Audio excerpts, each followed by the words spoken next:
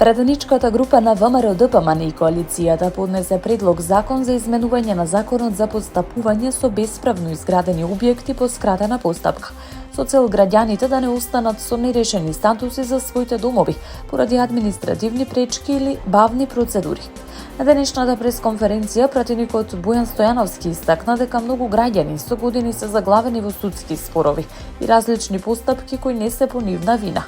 Актуелниот закон предвидуваше рок на важност до 3 март 2026, што би значило дека илјадници предмети кои се во процедура би биле прекинати по сила на законот во фазата во која се затечени, рече Стојановски. Со предложените измени рокот се продолжува за дополнителни 5 години, односно законот ќе важи вкупно 20 години или до 3 март 2031 година.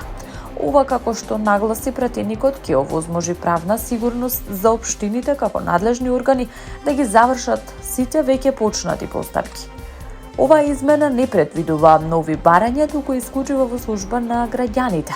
Управниот одбор на ЗЕЛС и општините што секојдневно се соочуваат со реалните проблеми на терен, од нив доаѓа иницијативата, вели Стојановски. Тој исто така нагласи дека предложеното законско решение не предизвикува дополнителни финансиски импликации врз државниот буџет, а ќе стапи на сила веднаш по објавувањето во Службен весник.